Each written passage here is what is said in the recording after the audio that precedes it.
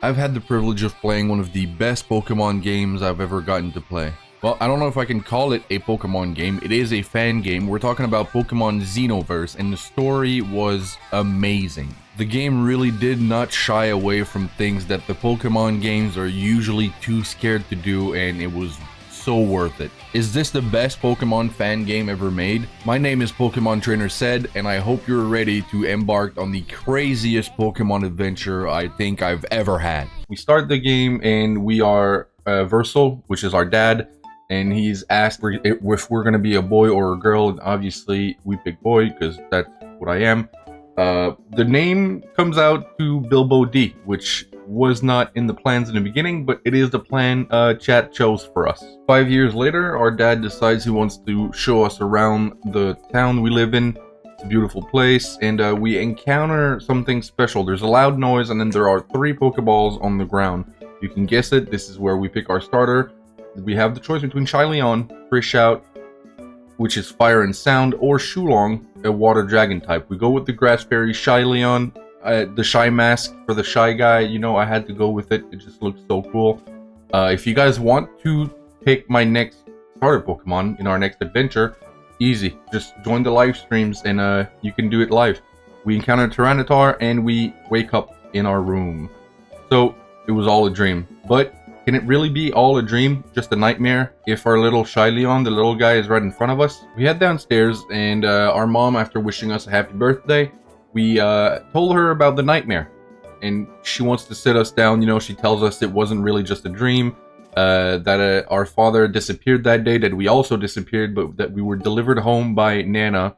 She tells us that, you know, our father is busy working now, and we make a plan to escape to go find him. So Shyleon proposes we jump out of the window, which, you know, I didn't think that day would come in Pokemon, but here we are. We jump out of the window with our Pokemon, try to run away. Mom gets super angry. In true Pokemon style, we have to battle our mom.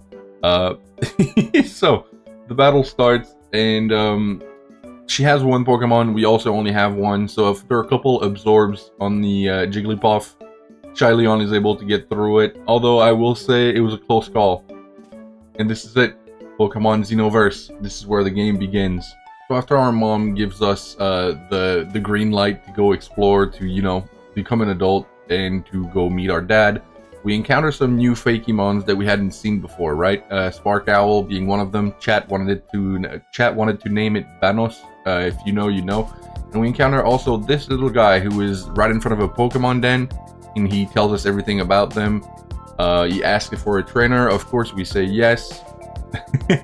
And yeah, we go inside of it, and this is a new feature that we had never seen before in any Pokemon game.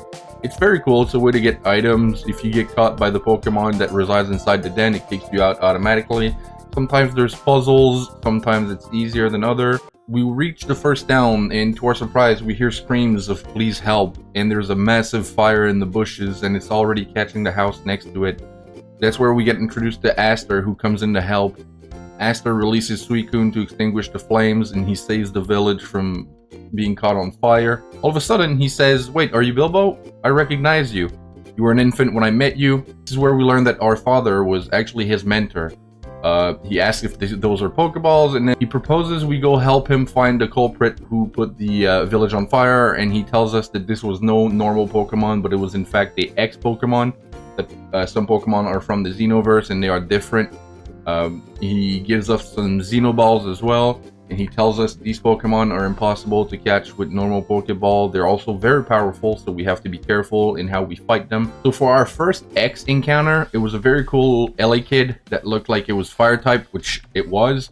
And I didn't know if they had to be low HP or not to be caught, but after a few Thunder Shocks, you know, I thought, oh, he can for sure get one more hit before we can take him, right? So we go for a tackle, but it crits.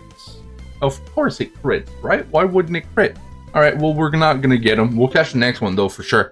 At least, you know, we get rid of the trouble. We get to our first gym, and the puzzle is simple. It's a bunch of entrances that you have to go in, but if you go in the wrong one, you end up in a Pokemon den, and Trevenant kicks you out. It's a grass type gym. You already know the deal with grass type gyms, especially first gyms in every Pokemon game. They're going to be super easy. There's a lot of flying types you can catch early to get rid of them. If you pick Trish out and you went fire type for your starter, also a very easy option. The Spiritomb is super beautiful. We get rid of it easily as well. And we defeat the gym leader, Basil. Of course, his name is Basil. It's a good fit. It goes very well with him. We get the root badge, our first badge, and now it really feels like it's the beginning of our journey. Whoa, I am interrupting this message to let you know that if you want to be a part of this adventure, if you want to be a part of the next playthrough of the next video that I do on the next fan game, or even a normal Pokemon game, all you have to do is join the streams. This is the link to the stream. Just follow me on Twitch. You can follow me on YouTube as well. I'd appreciate that. But if you follow me on Twitch and you're in the chat when I play Pokemon, you can name a Pokemon. You can choose the starter. I interact with chat all the time. You guys can define how the adventure goes for me. So make sure to follow. We keep going on our journey and end up on the beach, and where we meet Briny, an old trainer who has a Pelipper with him. So Briny kind of fits the name very well. I've had a Pelipper back in another run of mine where I named him Briny, so I thought it was really cool. We get to an island and we go around because Aster sent us on a little mission to meet a scientist who's been working on Xenoballs. Aster says he didn't make any enhancement to the project at all. And then he asks us how we got to the island. So we tell him we went with Mr. Briny. And then he says, not you too, Bilbo, that old man left us so many years ago. But, I mean, I could swear we took a boat with Briny, right? So then how did we get there if Briny is no longer with us? That's weird. Go back to the beach and now we're ready to get on the SS Comet. So we're going to get a little cruise to our next portion of the adventure. We go around in the boat a little bit and then we met a new fella. He gives us a secret potion to give to the captain and it's in powder form. So we must deliver powder to the captain. You know what? Yeah, I'm okay with that. It makes sense, right? Mario comes in rushing. And he says the school of Sharpedo has stormed our ship. The engine got seriously damaged. This is dangerous. We hear a loud bang. The screen goes black. And we are on an island. There's a chest here, so let's see what's inside. Keep your hands off. Don't be a thief. Okay, well, we now have a fight with a Meowth and a merchant, which was very easy. It's a very cool regional form for the Meowth in this game. Like I said, there are Fakemon, but there are also regional forms to the Xenoverse, and they look amazing. The art in this game is beautiful. Our little electric owl evolves also. So we go to the beach and we see a Lapras that seems to be in bad shape. We decide to use the secret potion that Taraxo gave us for the captain to heal the Lapras instead. The Lapras looks like it feels much better. It brings us to the ship. The ship is in rough shape. I don't know how we survived any of this. And the culprit was an ex-Sharpedo. That is very cool. See what I mean by regional form? He looks amazing. So this is it, our second X encounter. This is going to be the first one we catch. We go for a Thunder Wave just to paralyze him to make it easier to catch. And one Spark that also crits. Oh my god, I'm not going to catch any of these guys. Well, he fainted. Alright, at least, you know, the trouble is gone. At least we can keep going with our adventure. Taraxo comes to us, and he explains us that during the crash, his Alakazam teleported him away. And then does the same thing right now. Gets us back on shore, back to safety. He gives us a little guest house. He says, you know, make yourself comfortable, feel at home. So we get out anyway, and we go on our adventure. We meet this kid. Taraxo tells us he's too busy to help him, so he wants us to help him. Apparently he was in a cave, and he got cornered by two guys, and they stole his Pokemon, which was something I had never seen before. So after a little bit of ice skating, we get right in front of them, we confront them, we battle them, and we save the kids. Hikilu? It's a electric ice Pokemon, little doggo, I think, or is it just ice type? I think it's the one that evolves into Milamute, right, later on in the game. Anyway, we return it back to its rightful owner, and then he gives us, finally, Prism H, which is the Rock Smash HM. So now we no longer get stuck in multiple areas. We can go explore even more. We get on the bridge on our way to the next city, and we meet our first grunt, our first Team Dimension grunt, who was bullying a scientist, and as he ran away, he dropped an old E-ring. We take the E-ring with us. We're not sure what it's going to have to do with us yet. We're not sure if it's even going to be important. Maybe we just have to deliver it to someone. Maybe it's going to be part of the story. Who knows? We reach Neutron City, and we meet this lady who is, again, being harassed by Team Dimension grunts, right? So we help her out for a battle to get rid of them.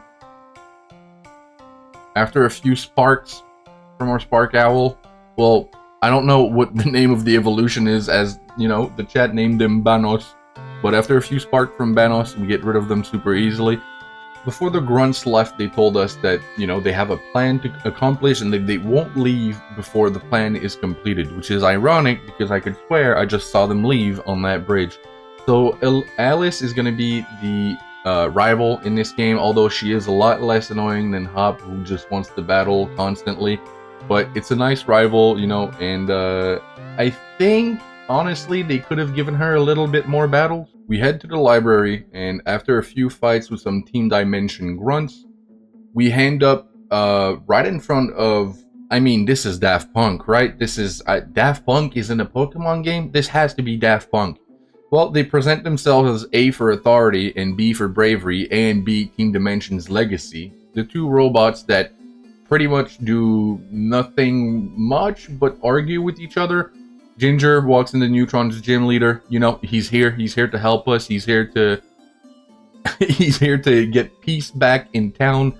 He's on the campus. He's tired of them controlling everything, and we get into a fight with a shiny Poniard, which we can't land an attack. At least we can, but they do no damage whatsoever, and whether their move is effective or not, they get rid of us in one blow every single time. After the fight, A and B decide to send in their Poniards right at us. Knowing we don't have any Pokemon, we would be in very much a lot of trouble right now, but we get some flash of red light in front of us, and then Ginger tells us the day the plate is taken away, the Chosen One, alongside a sacred Pokemon, will awaken the red energy, becoming a bastion of hope. Could it be? Could be. The red E-ring seems to be shining bright today. And then he says, listen up, because I won't say this twice. Give this ring to your Pokemon. Give the E-ring to your Pokemon. It drew energy from the terrestrial plate. It's the terrestrial evolution. Look at our Shyleon now.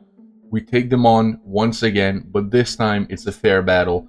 This time, whatever technology they had that made it impossible for us to hit them is gone, and we can beat them up. Or actually, I'm just part of the fight right now. I didn't do much. He has a Lucha, which is fighting type and faster than me, so it just beat up both of them, and, you know, we got through the fight, or he did. I was just there. I was watching. It was a really, really cool moment. I didn't get to really fight because his Holucha was too strong, but it was very cool. As we leave the library, though, we are told that their plan was completed anyway. We have no idea what they're talking about, but we head straight to the gym, where we have to look in a bunch of lockers to find keys to open doors. Once we open those doors, we battle a trainer in that room, and then after we beat that trainer, we gain another key to another room to beat another trainer to get another key. It's a good gimmick, it's a good gym challenge, it's alright. After beating the janitor, we get the last key. Anyway, we go meet Ginger, the gym leader, and after a couple disarming voices, we get rid of the Pissimian. Although it did use a lot of full restores or, you know, potions, but the crit goes through and Pissimian falls. We beat his Alucha using electric attacks like Spark, and we beat Pyukumuku with our Phantump using a very... You know, I wouldn't call it a good strategy, but it's Leech Seed, burning, and, you know, a lot of stalling. But we did beat it. We evolve a Pokemon who becomes Kungfer and looks super cool, and we gain our football gym badge. We were also given a hoverboard here, which I used in the first 10 minutes and then completely forgot. This is our introduction to Trey, by the way, who will be a very important character later on in the game. But he doesn't say much in this monologue, so I decided to just skip it because there will be better introductions later on. All he said is that it surprised us that we beat this gym, that we're maybe not that bad after all after disposing of A and B. We meet up with Aster, who shows us a tree that appears to be glitching. He tells us the air here is very oppressive because this tree is filled with the energy from the Xenoverse. We end up in a swamp and I realize the water is poisonous. This is a cool mechanic that I wish was in more Pokemon games. Then reach an open area and we see 3 people that seem to be tied to a tree with what looks like, I think a spider did this, and yes, there it is. We get introduced to another X Pokemon. This time we have to catch it, right? We just have to. We haven't even caught one yet. This is the X Galvantula and it looks amazing. Look at this graphic. That is scary, if anything. So the fight starts, and this one we're going to take a much more reserved approach. As soon as we can catch it, as soon as it reaches its last health bar, throw a Pokeball at it or a Xenoball at it, and we manage to catch it. The 3 people are super happy that we freed them. They give us little gifts and they go on their merry way. After our encounter with Galvantula, we head straight to the next city, and this place looks amazing. I mean, this is so beautiful. There's a little spark owl chilling on the roof there. It looks all medieval. It is beautiful. Look at the Pokemon Center. This is Milky Way City. Look, even when you come inside, it's beautiful. We need more of this in Pokemon. We get our first trial here where we have to fight a Drudigon, and let's just say I did get rid of him. I did beat him, but it was also level 30 and I was like level 24. So I decided a little bit of grinding was probably in order, but someone in chat tells me a little secret. He tells me to go knock on a crooked fence post 3 times and that it will open. And so it does. And where am I? This is great. I love Easter eggs like this. There seems to be a Pokemon in this computer. Would you like to withdraw it? We do, and it is an old-fashioned Pichu. This was definitely worth the detour. If you guys want to go check this place out, it's super easy. It's beautiful. It's really beautiful. I spent a lot more time in there than I probably should have. We meet with one of the castle guards, and he tells us for the trial of water, we need a rod, which we do not have. He tells us that someone in Stiletto Town has one, so we go meet one guy that looks like a fisherman that tells us he will give us gifts if we bring him Magikarps. So we fish for a lot of Magikarps in the beginning because I thought that was it. After a couple Magikarps, he would give us the rod himself. That was in fact not it, but he did give us, you know, good items. He did give us even money for it. But after a while, I realized that all we had to do really was to go at the bottom of the water without hitting anything, and we will eventually land on a chest, which is the rod, but it's not the rod we get to keep. In fact, the rod we were using was Rob's rod, and he is very excited that we found a brand new one and gives us his old one as well as $2,500. Explains us the rules. He tells us we have to get to the bottom, so after dodging a couple Honchums, we get there eventually, and we get the golden spoon. The trial of water being done, we're now ready for the trial of grass, which is super simple. It's a big labyrinth, you know, but I got pretty much straight to the exit. I mean, I did battle one guy, but then I got straight to the exit. We have to battle... is he a butler? I don't know. We have to battle him. He has a reindeer. It was an easy fight. Galvantula, you know, got straight through both of his Pokemon. Chigami as well. Especially with an attack like Frost Breath, it makes it very easy. And then we can finally fight the princess, who seems very angry. The princess leads with Mimikyu, and we lead with Blingrim, but after a few sparks, we just get rid of it as well. It's also poisoned. Pelipper goes for a quick attack to finish off the Smeargle. It's kind of funny that the princess was obsessed with sweets the entire time in every pieces of dialogue, and she has a Slurpuff. I like that. It makes it really funny. Crustle disposes of it very easily, and Mimikyu knocks out to poison. After the fight, Banos grows to level 29 and we get our sugar badge. It doesn't really look like sugar. It looks more, I don't know. I don't know what it looks like really. Maybe mountains. We reach Ishtar City and there are berries, piles of berries everywhere on the ground. People are acting weird. The dialogues are weird. Their eyes are glowing. It's like they're possessed, but we finally find someone who seems fine. He's actively trying to wake people up, but it doesn't seem to work. His name is Joel, and he's just happy to see someone who's not being mind controlled either. He wants to show us something, so he shows us the biggest pile of berries I think I've ever seen, and this is where we get introduced to Gengar. Not any Gengar, this is ex-Gengar, and he is very angry. He wants everybody in the town to be controlled so that, you know, they can bring him berries, but we're trying to put an end to his plan. I mean, look how, this is beautiful. This is beautiful art. He looks amazing. So we have to fight ex-Gengar, and after a few Frost Breath, we get rid of him pretty easily as well. I really wanted to catch him. You can't catch him. I think it would have been super cool to add to the team, but he has a personality on him for sure. He's really funny. The town wakes up. People are super happy to finally be free. You know, it's probably like a dream to them. We meet Newfar, who is the water-type gym leader. It's water-type gym in a desert. I thought for sure it wouldn't be water, right? I thought that's probably the last thing, actually. I thought it would have been maybe even rock. Rock could have been fine, right? Probably ground type. No, it's a water type.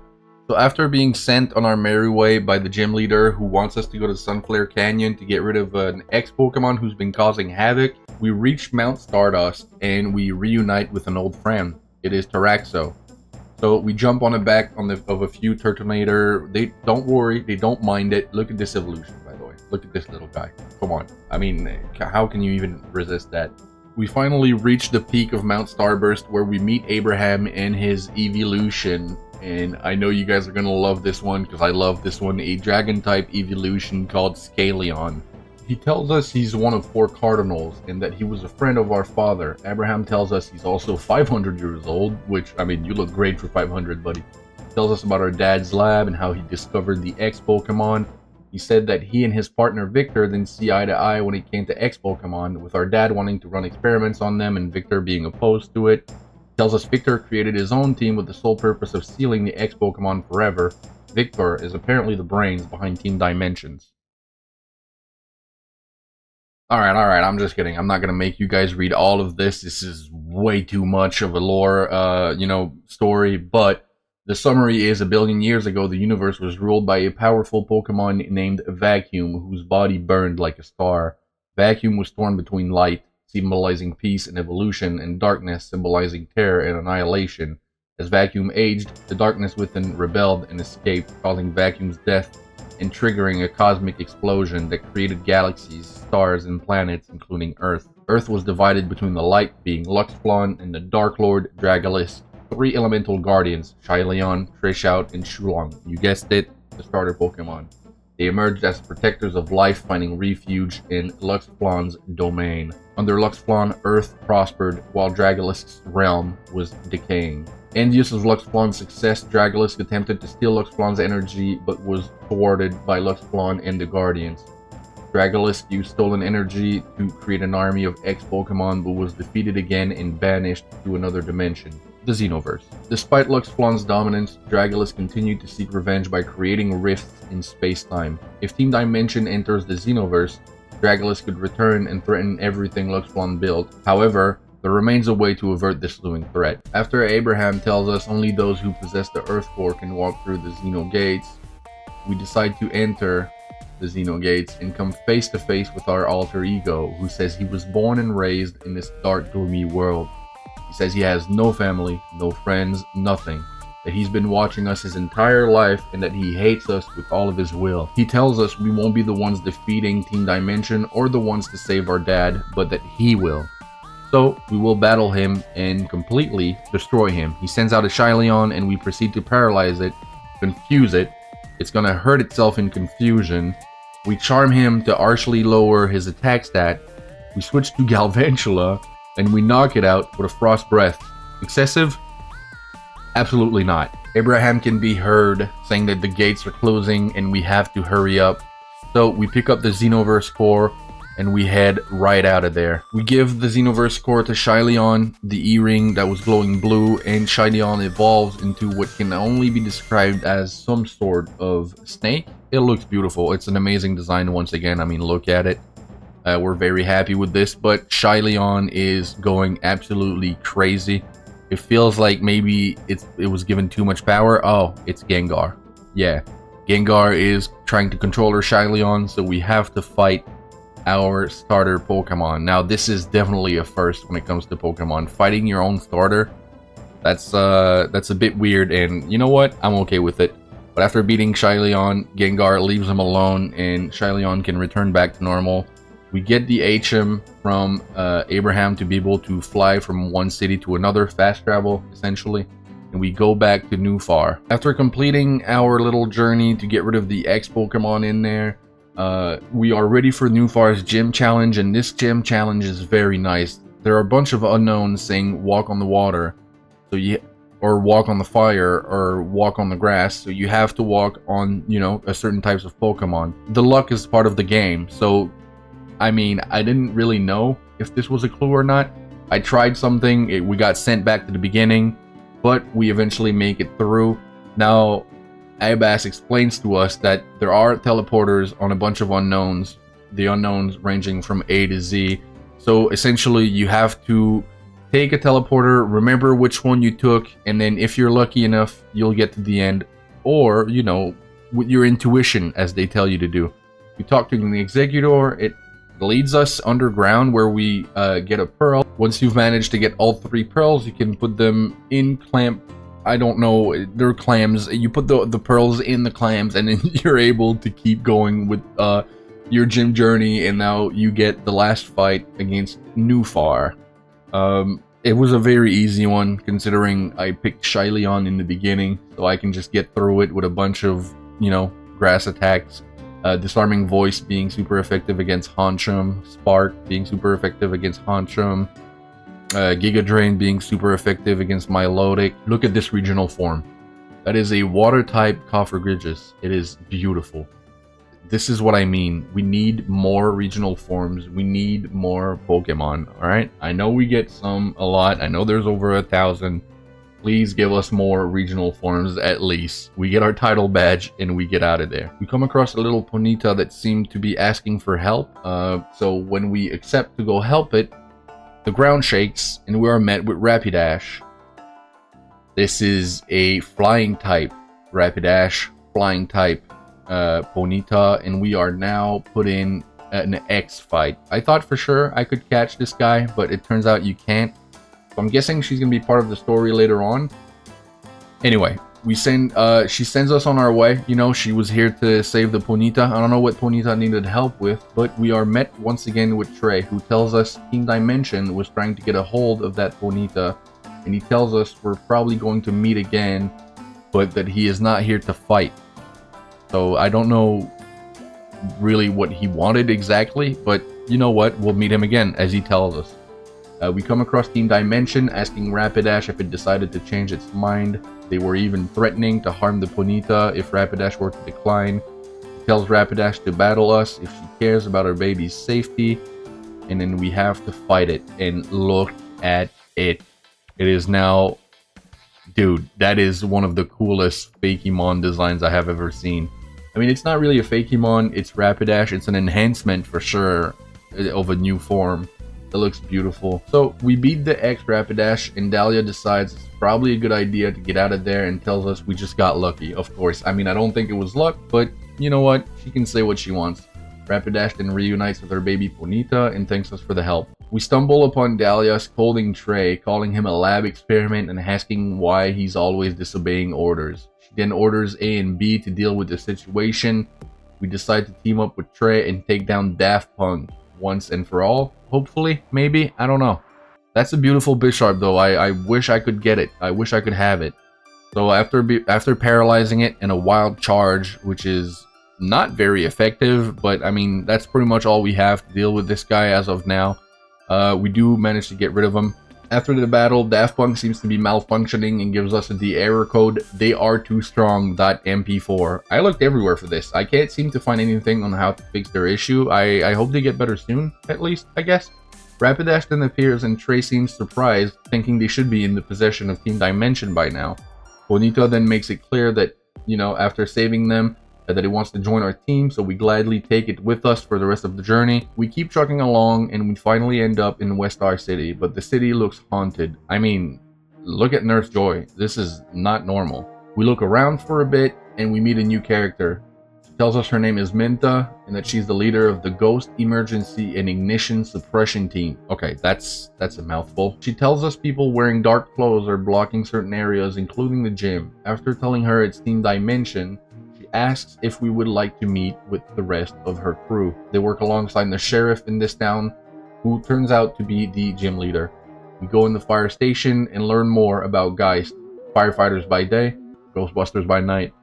She brings us to her office and shows us the team's award. It's pretty cool. I mean, I don't go around showing my badges to everyone I meet. We finally meet the crew, starting with Blastoise, who had his cannons replaced by artificial ones made by Chrysler after his broke during a fight. The cannons are super cool. They double down as Ghostbusters type of weapons, you know, with a vacuum function on them so they can suck up the ghosts inside of Blastoise. I don't know what they do once they're inside Blastoise, but hey, the concept is pretty cool here. We meet Salem, who seems to be the bronze of the group. Definitely not the brains. No disrespect though, you know, please don't hurt me.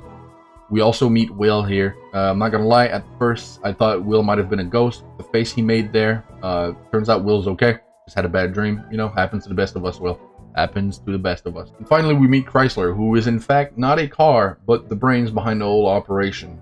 You can tell he's the smart one because he's wearing an antenna on his head. The team assembles as Wester City needs the Ghostbusters and we are called on to go help them investigate the saloon. We enter the saloon, we go around looking for the ghost, but instead we find 4 keys that each open a certain section of the saloon. So a little bit like the third gym where you had to, or the second gym, I don't know, the fighting gym where you had to search lockers to get keys to open another room, and then once you get to that room you get another room with a key in it. Yeah, like that again.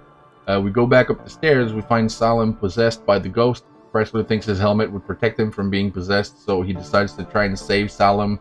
They end up switching position. Doesn't exactly work out, and now Chrysler is the one stuck in a trance.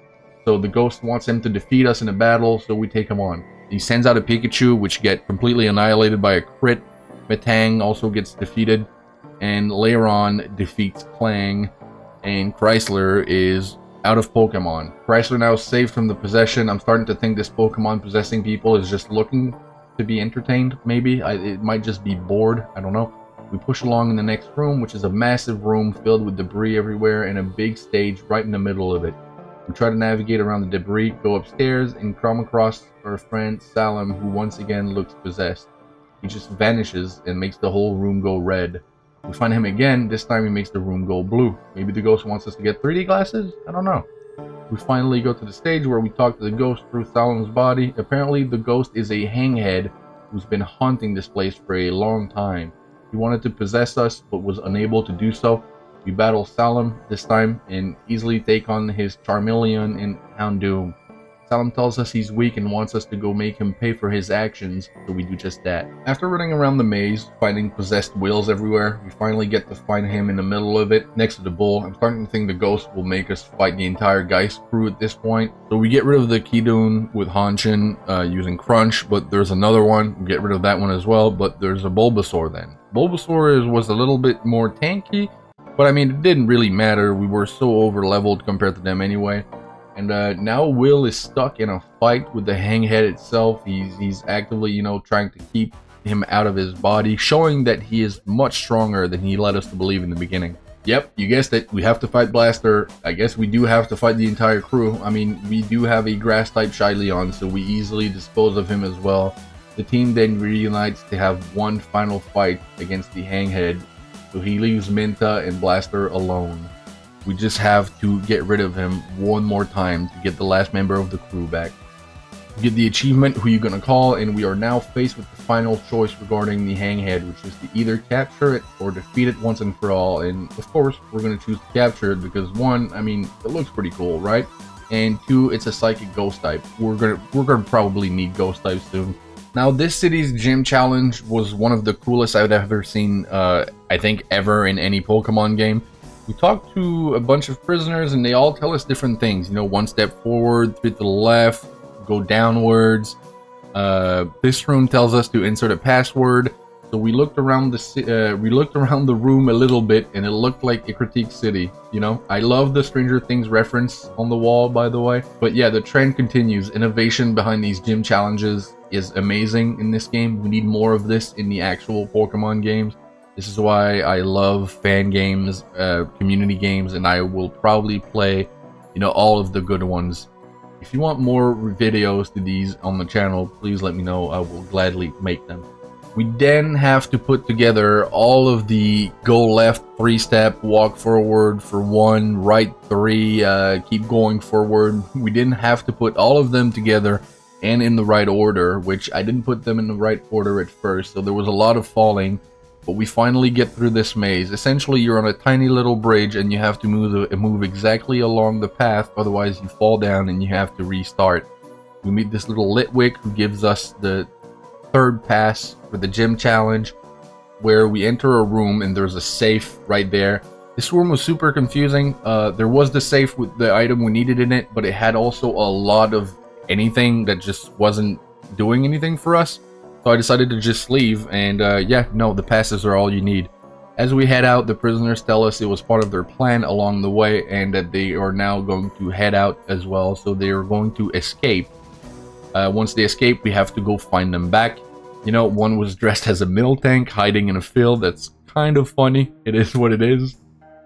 We dispose of Seraphina super easily. Dressing up as a Miltank wasn't enough. No, it was not. We now get Ochoa, who was hiding in plain sight behind the cemetery. We beat them as well in a double battle, and they have to go back to the prison. We then enter the gym one last time, El Purgatorio, to go meet the sheriff. The sheriff who asks us if we managed to catch all the fugitives, and then says, of course I know everyone who is in here, I know everything that happens in here. Apparently not that well, because 4 of your prisoners escaped like there was nothing. But after getting rid of his ghost types pretty easily, Scarphasmo was really the only one that was a little bit tanky or better than the rest of his team. We didn't really have anything alive up to that point that could be very effective against it, but we did dispose of it with Grudako. And this is how we will get our Sheriff Gym Badge, the Despair Badge. I mean, it's a Sheriff Gym Badge, right? It's a Sheriff Star. It looks great. I love it. We then make it down to Wester City Railroad Station, where we once again find Dahlia plotting something. She says they're going to get to the temple in no time, and we have to find a way to stop them. So we untie the conductor, we hop on the train, and we leave Wester City for good, probably not ever coming back here. We get on the train, and look who's right behind us, Alice and her little regional fairy Pika.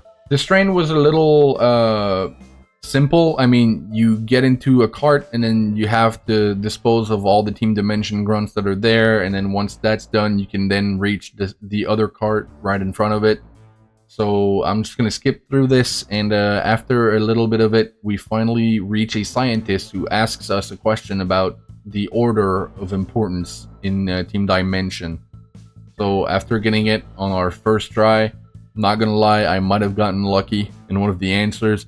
She tells us that we have a free entry to Cooper's room, but that he is a weirdo, a yes is a no to him, and vice versa. So we guess, again, some answers that he tells us about, but he does have a question for us, a trap. He did set up a trap. So he asked us if we're really sure about all of our answers, and we have to say no if we are, right? I almost got caught. I almost tapped yes, but no was the right answer. We meet up with Aster and Alice, and Aster tells us his Pokemon are petrified of the next wagon because there seems to be a powerful energy emanating from it. So we get our courage and we press on forward. We are met with a creepy guy playing piano. Aster immediately recognizes him as Victor. Victor tells us that he needed a lift to Dorado Village and that this train's speed was just what he needed. Apparently something in Dorado piqued his interest because of Versal's study, our father. He apparently managed to capture the ex-Gengar. We want to battle him, and Shyleon jumps out of his Pokeball. Victor then sends out his Tyranitar. Could it be? Is this the Tyranitar we saw when we were a kid? We get filled with rage, and our altar takes over our body. Even Shyleon seems to be engulfed by the darkness of the Xenoverse energy. We get flashbacks of when we were young, and the first time we met that Tyranitar, the moment that our dad was taken away from us, and we get completely engulfed with X energy. Our altar takes over our body. We have no control anymore. With some quick thinking, Aster sends out his Mega Suicune to save the day. There's a big explosion and we don't even get to see the Suicune as the screen goes completely white. But at least we are saved. Victor runs away and we don't even see him. The Gengar also disappeared.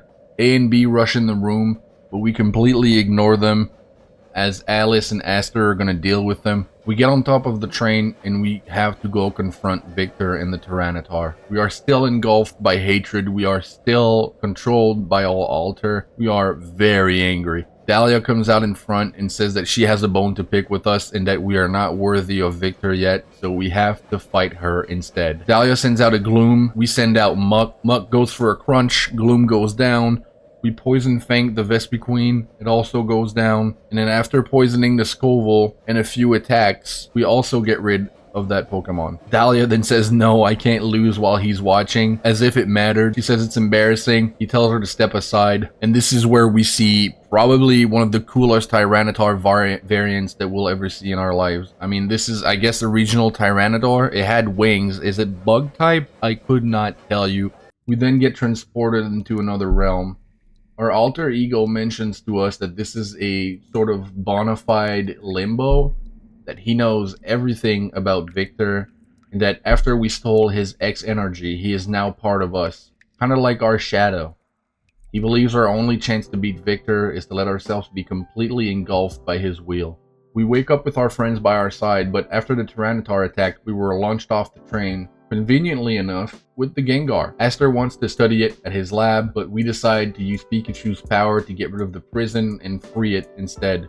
We leave the area once again in search of our next gym. We get to Hyperion City and we are greeted by a gym guy. I still don't know what to call them, so it's gonna be Gym Guy. He tells us we couldn't have chosen a worse date to get here because all activities in town, gym challenges included, will be suspended due to the big event that Wallace Daddy is going to hold tomorrow. Wallace Daddy, really? That's the name we're using? I'll call him Wallace, alright? Hold the daddy. Thank you. Interesting. There seems to be sweets on the table. I'm sure they won't be relevant to the story whatsoever. We follow the gym guy one more time as he guides us to the guest house, a very trashed guest house, but it's a guest house nonetheless. Oh my god, there he is. The famous Wallace Wallace. Wait, all of a sudden, everyone seems to be getting sick. Wallace then comes to us to introduce himself. When the gym guy reveals he doesn't think people were sick because of his music, but in fact, because of something entirely different. He says people were sick because of the buffet. A buffet where there was a dessert that wasn't even on the menu. We see a giant Slurpuff, and I mean giant, towering over the building. So we quickly rush to the roof to go see the culprit. Once we get to the roof, we get some surprise visitors that are here to come help us, and of course, it's the Geist team, or should I say, Ghostbusters. They try to sync up an attack all together, but it sadly doesn't work. It may have something to do with them specializing in fire and ghost types, as they told me earlier, but I mean, what do I know? It's up to us now. We have to deal with the giant cake. Ice cream. What is a Slurpuff made of again? Ice cream. What are you, buddy? I'm not sure. That is a very cool art piece though. During the battle, I mean, it is an X Pokemon. This one I also tried to catch, but apparently you can't.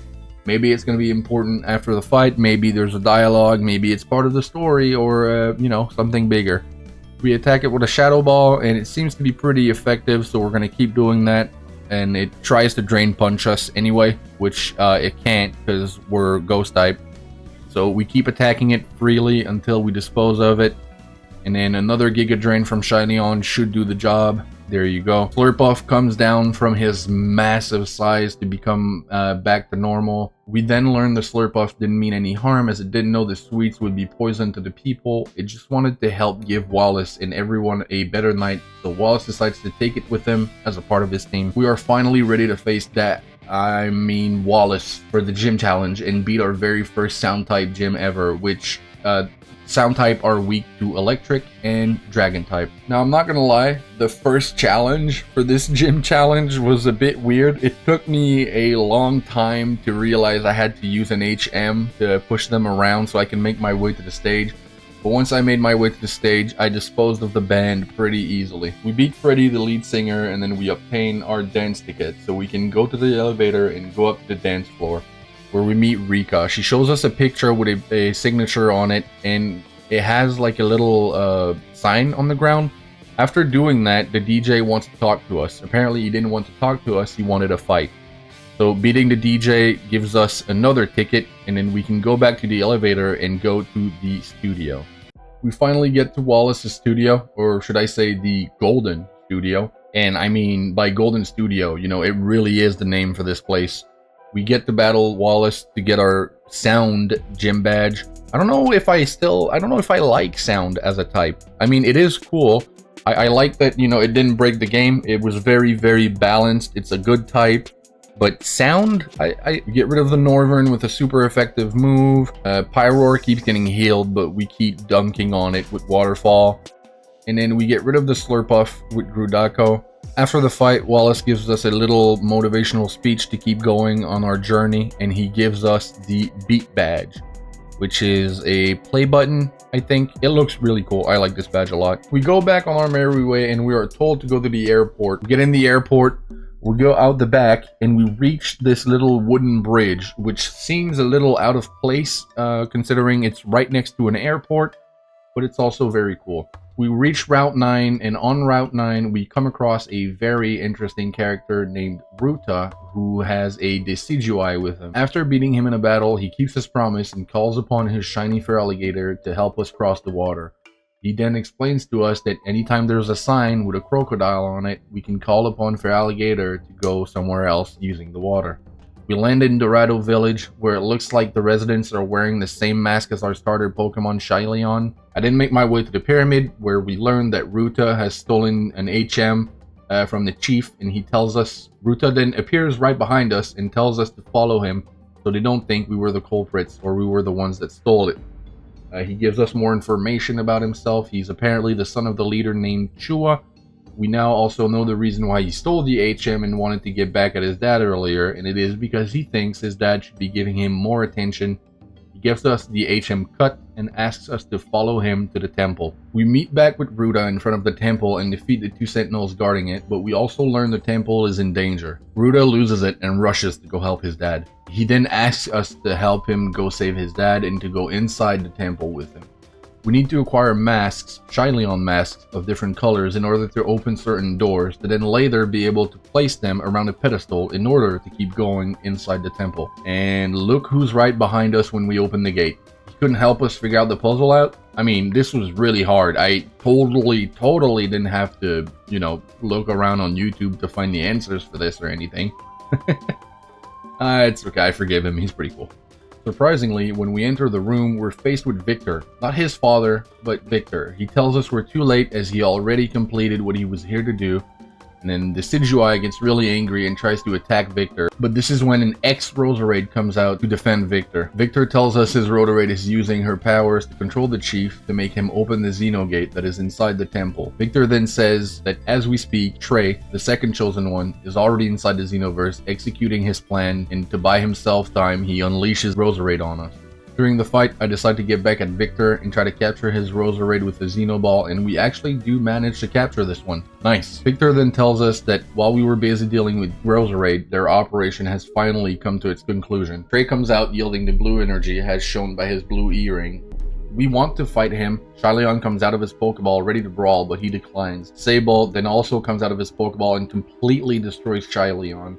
Trey then laughs and tells us we aren't even worth his time. Ruta apologizes for dragging us here and then reunites with his dad, but he's a wreck. He's a complete wreck. He keeps apologizing for the way he's been acting, for stealing the HM. He apologizes because he dragged us here, and instead of being angry at him, his dad comforts him by saying that, you know, he did the right thing, bringing us here, and that asking for help when you don't think you can do something is perfectly fine. A good lesson and a good ending to this whole temple debacle. We finally reach Vega City and head straight to the beach to meet an old friend. Visiting this Lapras gives us the Surf HM, so this is definitely really cool. We're going to use this a lot to travel freely over water.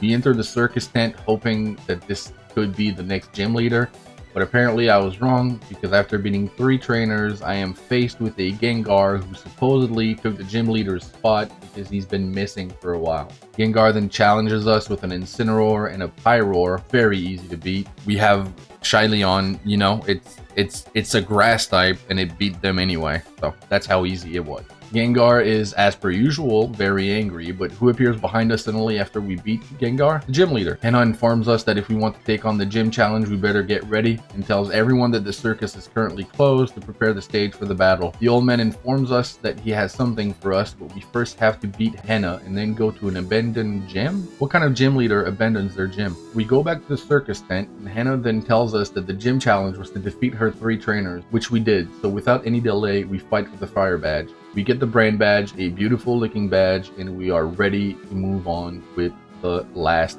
gym.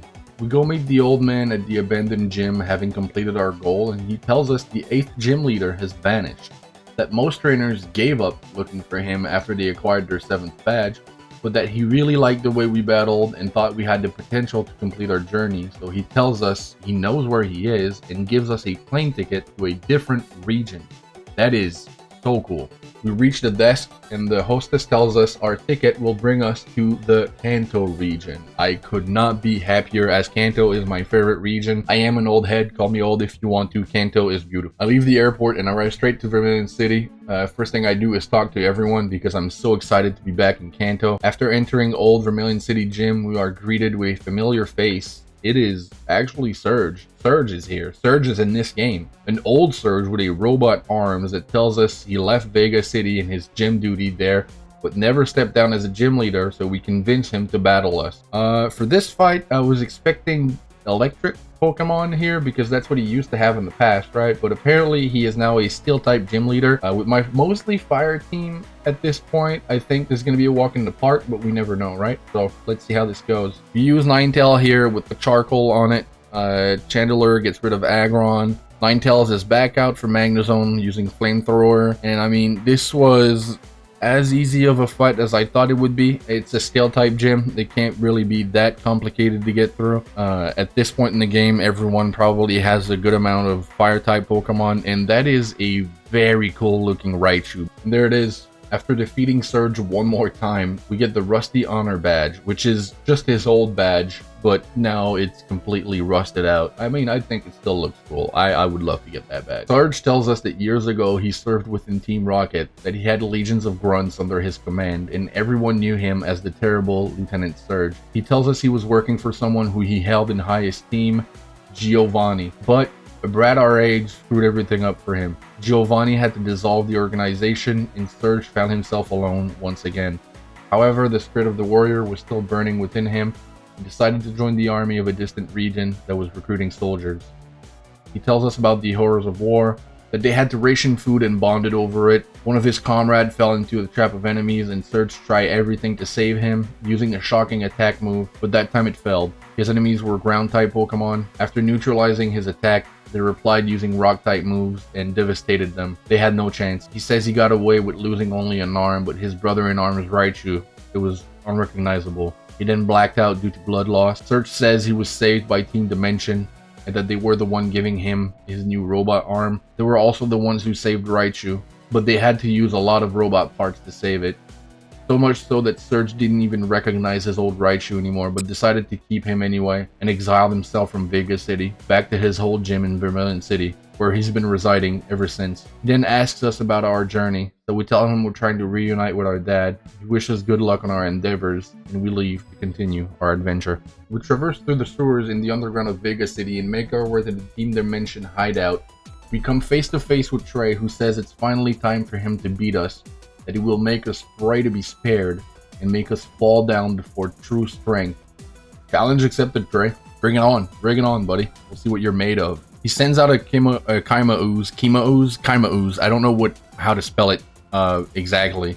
We do get it to low HP a lot, but Trey keeps using full restores. We finally managed to get through it, and this is where our Incineroar grabs a bite out of a scissor with a bunch of fire fangs.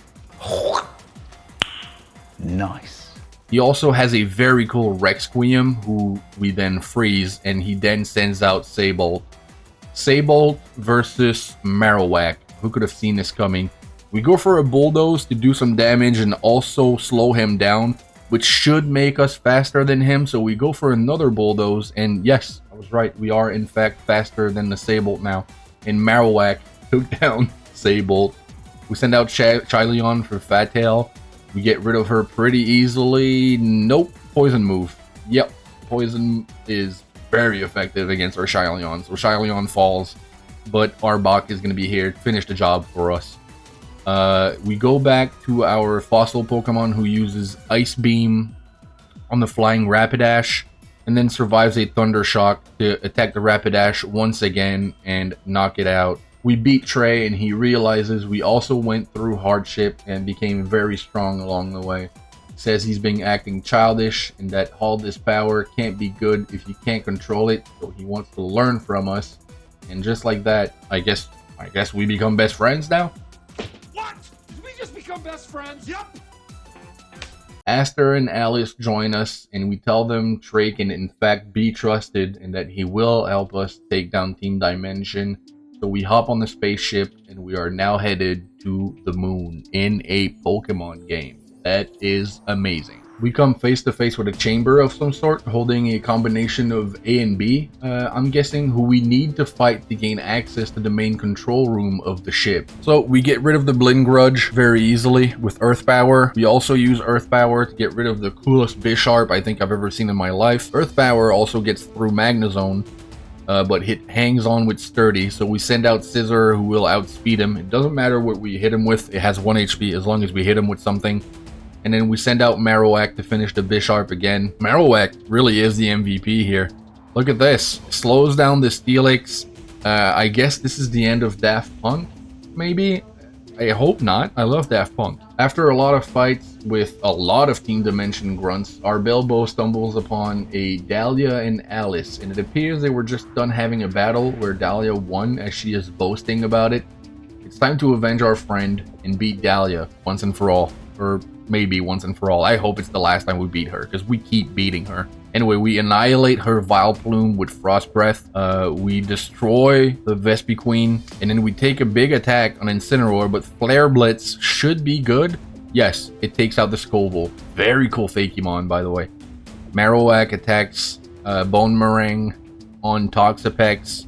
Marowak, I'm telling you guys are sleeping on this Marowak, man. He is the MVP. Marowak might be the chosen one. After the fight, Dahlia is very angry. She says that the Pokemon the General gave her should have been impossible to beat. She says she won't be able to face her beloved again after losing to a bunch of brats like us. Alice interrupts her and asks why she even cares that much about what other people think of her. Alice then tells her that the people around you aren't there to mold you into what they want you to be, but that they should instead support you in the changes that you want to make. As soon as it seemed to resonate with Dahlia, we are interrupted with a loud noise, and she announces that we are getting close to our destination. Reaching the control room, we meet up with Aster, who is confronting Victor.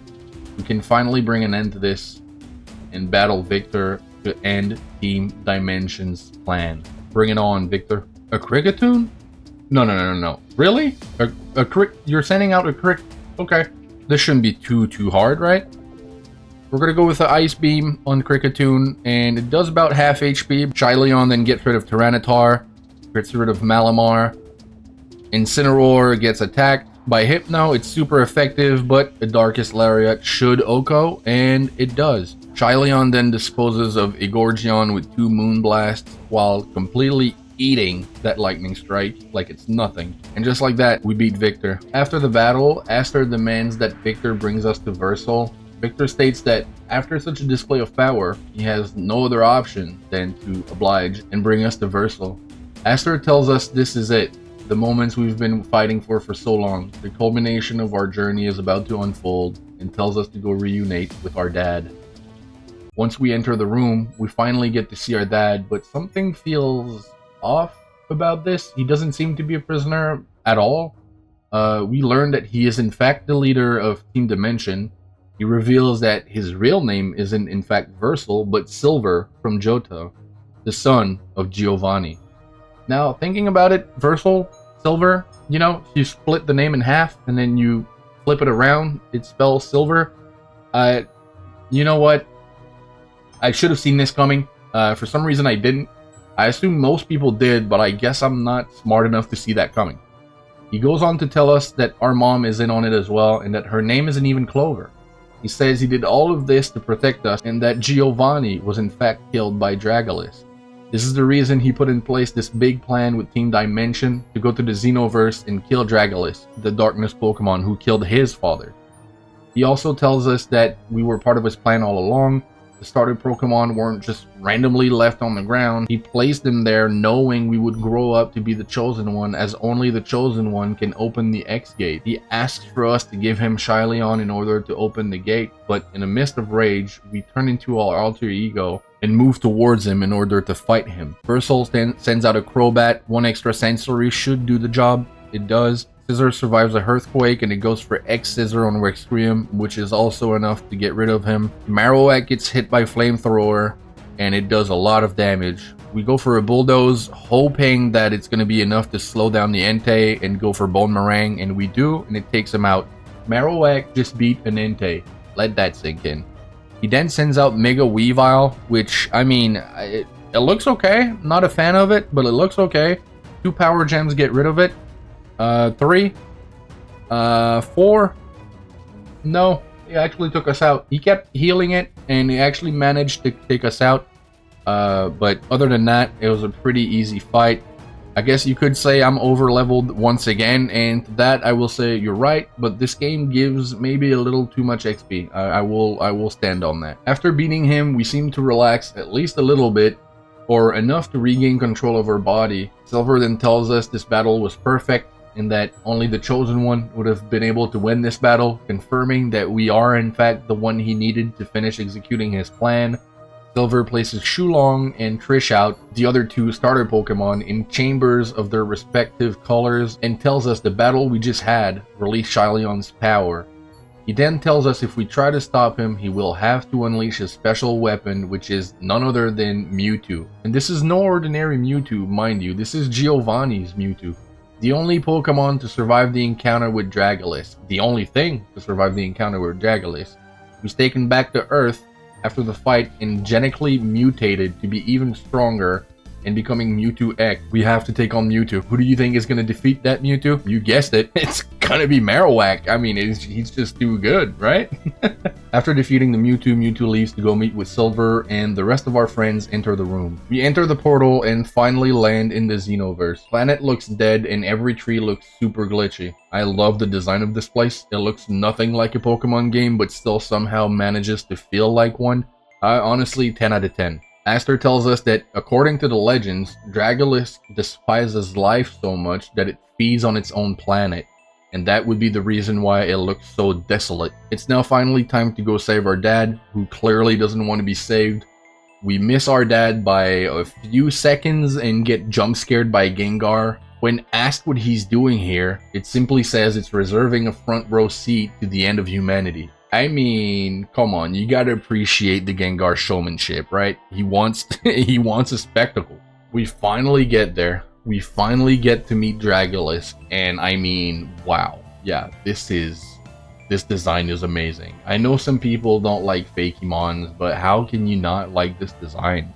It looks perfect to me. This needs to be a Pokemon. Dragolis tries to interrupt our dad from asking questions by attacking him, but we jump to his help and we are sent in an encounter against an untouchable god. After a battle where we couldn't even land one attack, Dragolis prepares to eliminate all of us, but just before it attacks, a big light shines brightly right in front of him. Luxflawn jumps in between us and Dragolis to protect both us and the universe at the same time. Luxflawn proceeds to completely beat down Dragolis with one attack, then Gengar appears and is completely shocked as to what is going on.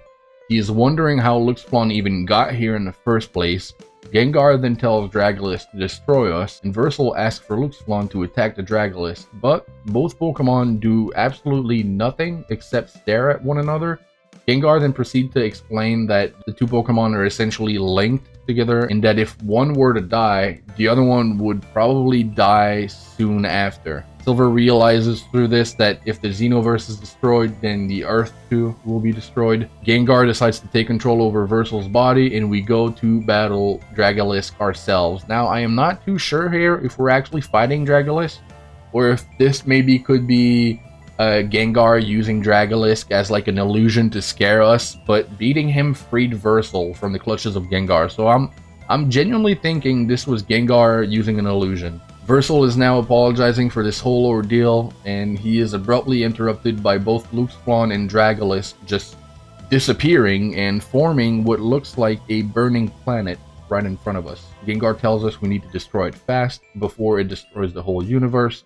So we try to combine our powers to take care of the situation, but I don't think it's enough. Luxflawn appears and then tells us that only us, the Chosen One, will be able to restore the lost harmony between light and dark. The planet emerges back, but this time it looks as though it's divided in two sides, representing light and dark. Gengar tells us we messed up. He looks super angry once again.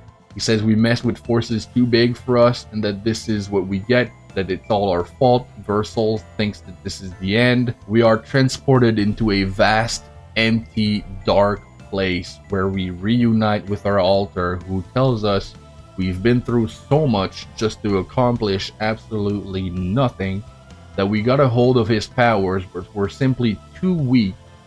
He tells us we created him out of a grudge and that admittedly he had the time of his life with... Wait, that Chileon evolving? I thought he didn't evolve. I thought you could just give him items. Okay, well, I don't know what he evolved into, but this looks amazing. It has a shell on its back. It's standing tall and menacing. It also learns a move called Starburst, which has 130 power, 90 accuracy. Yeah, I guess it's time. Chileon reaching his final form will be our main weapon to take down this massive enemy. This was such a long fight that the planet ended up knocking itself out by using Struggle. I'm not even kidding. Dragolisk and Luxflawn regain their own bodies after the fight, but Dragolisk goes completely crazy and wants to destroy absolutely everything. Luxflawn creates a portal for us to escape through before it perishes, and before we all jump in, Trey decides to stay behind in the Xenoverse, knowing he was in fact billed as a bomb. Versal says that he doesn't want Trey to die, and tells him our family would gladly take him and take care for him once we get home. But Trey doesn't sway from his decision. He will blow himself up to defeat the Dragolisk.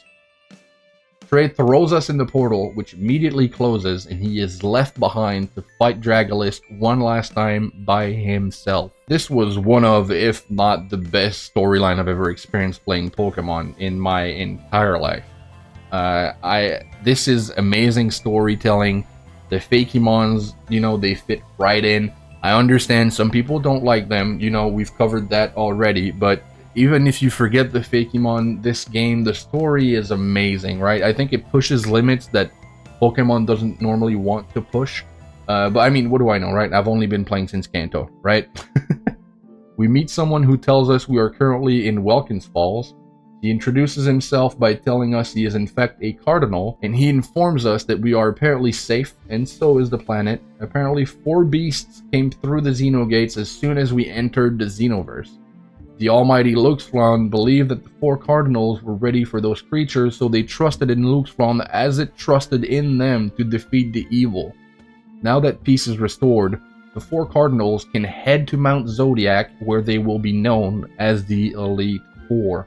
3 months pass and we wake up at home after the journey of a lifetime. Our dad is still apologizing for the whole situation, but we forgave him. We are given an invitation letter. In summary, it says you have been chosen to maintain the balance between this world and the other.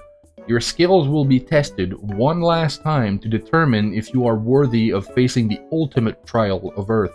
You are invited to join the 4 cardinals at the highest peaks of Mount Zodiac. So on our way to actually complete this journey now, we do so. Now on the tail end of our journey, after venturing through an endless amount of trainers and wild encounters, one last fight with our rival Alice on Victory Road, we finally reach the peaks of Mount Zodiac and are ready to face the first cardinal. The first cardinal is Chua, Ruta's father, as you may remember him. His team is pretty powerful, and it's made of Sigilif, Claydol, Tapu Fini X, Persage, and Nibura. We lead with Toxic Spikes, which is going to be our move throughout this entire Elite Four because I love me some Toxic Spikes. Takes out Persage with another Moonblast. I read up on these and I thought that 70 to 72 was the level I was supposed to be at. I think I was a little too high, but you know what? After the fight, Chua tells us that he's been awaiting the arrival of a Messiah, asking himself if they would have been worthy. But he says after seeing it for himself, any doubt he had was cast aside, and he tells us we truly deserve the title of Chosen One, and he sends us on our way. The second Cardinal is Neva. She is using a team made of Avalugg, Sasquatch, Tapu Lele X, Beartic, and Walrein. We deal with the team accordingly. You know, it is an Ice type, I guess, team, but it's not too easy either. Even with the level advantage, she was pretty strong. That Avalugg is super tanky. Neva tells us no snowflake will ever be the same as another one, but it will be as splendid regardless. She tells us to keep this in mind and push forward. The other Cardinals await us. The third Cardinal is Peyote, the one who greeted us when we came out of the portal. His team is made of Skarmory, Sawtooth, Harrow, Braviary, and Tapu Koko X. We once again go for Poison Spikes, and we defeat the Skarmory with Hyper Voice. Incineroar takes a huge hit here, a critical hit from Harrow, and it goes for Fire Fang before switching out to Shyleon. We know Shyleon is weak to flying, but it goes for another Lightning Strike before we go for Moonblast and take it out. We go for another Moonblast on Xatu, take him out. We go for a Moonblast on Braviary, who then goes for Brave Bird, almost taking us out, but takes himself out with the recoil. We switch back to Roserade, who Oko's Tapu Koko super easily. Also, can I say Tapu Koko looked amazing there? It looked great. Peyote says he gave it his all, but we came out triumphant, and that he would have expected no less from the trainer chosen by Lux Flawn, that even greater heights await us and to push forward. The fourth Cardinal is Abraham, the old man we met in the cave who explained us all the lore of Xenoverse by showing us his old runes. Yes, this man. His team is made of dragon types like Turtonator, Haxorus, Dragonite, Kaleon, and Tapu Bulu X. Shyleon goes for another Moonblast against Kaleon, and knowing that Fairy is super effective against Dragon, Moonblast is going to take out the entire gym, even Tapu Bulu. Or, I shouldn't say gym, right? I should say the entire Cardinal fight. After beating the last Cardinal, Abraham, he tells us those who don't let the capital sin of rage devour them are able to tame it without having to let go of its overwhelming power equal to that of a volcano. This is the cross line between common people and chosen ones. The peak where God's rest is yours. Here we are. This is it. We are ready to face the regional champion. Aster? Yeah, I kind of saw this coming a little bit, but you know, it's still a super cool twist. I did see it coming, I can't lie. Aster has a very powerful team made of Meganium, Grudako, Drampa, Milomute, Electabuzz, and Mega Suicune. We go for Toxic Spikes once again. We go for a Hyper Voice on Meganium. It goes for Ancient Power, and we follow with Venoshock. Just make sure to take it out. We then switch out to Kung Fu, and he sends out Drampa. This being weak to fighting, we go for a high jump kick and take it out. We get hit by Sacred Sword. Incineroar does survive this. He goes for Flare Blitz, and I knew this would take me out as well, but at least we are able to take out Grudako at the same time. This is where Moxie comes in handy. I go for one Dragon Dance while Malamute stalls with a full restore, and then I spam Waterfall. I go for the first Waterfall, he goes for another full restore, I go for another Waterfall, and then he withdraws, sends out Suicune. We already had the Waterfall casted to take him out, so it goes on Suicune to not be very effective, but that's okay. Suicune then becomes Mega Suicune, which looks amazing. We go for a Crunch here, doesn't do a whole lot of damage. We survive the Ice Beam, taking a lot of damage. Another Crunch takes out Suicune. This is where Moxie comes in, right? Get another +1 in attack now. Electabuzz comes out, so we go for a Waterfall. Waterfall lands. Even consuming the berry wasn't enough. We take him out, that's another Moxie boost, and now Gyarados is insanely dangerous. Whoever comes out next, it really doesn't matter. Malamute comes out again, and it gets poisoned this time. So we go for a crunch, it takes out Miloomute, and I mean, just like that, Gyarados is unstoppable. Moxie is one of the best abilities in Pokemon, and it will forever be. We defeat Aster, and after the fight, Aster tells us that the first time he saw us fight the Elekid, he thought we would have been able to accomplish any goal. Any obstacle we met did nothing but help us become stronger. The gym leaders, the Cardinals, and even Luxflawn wanted to test our might. Aster can finally say without the slightest hint of a doubt that he was right all along. We truly are the chosen one. The beautiful starry sky is for us tonight. Everything we went through, may it be good or bad, molded you into what you are now. The brightest star in the entire sky. Man, is this game beautiful. This game was amazing. I know I said it coming out of the Xenogate. This game is insane. This is one of the best storylines I've ever experienced in my life in Pokemon. Apparently there is a DLC that came out, and there is a lot of post-game that was added to this. One of my buddies told me, if you guys want more Pokemon Xenoverse, if you guys want me to go through the DLC like this, just make sure you leave a comment, make sure you let me know, and I will definitely be going through more of Pokemon Xenoverse. I do want to explore more of this game. This is only the first video that is going to be part of a big series where I review Pokemon fan games. So I want to review, you know, the best fan games there are and experience it with you guys. And again, as I said in the beginning, my name is Pokémon Trainer said, and I hope you guys enjoyed the adventure. I hope you guys enjoyed Pokemon Xenoverse, and I've already asked you to tell me if you want to see the DLC, if you want to see more Pokemon Xenoverse, please leave a comment, let me know down below, and it will happen.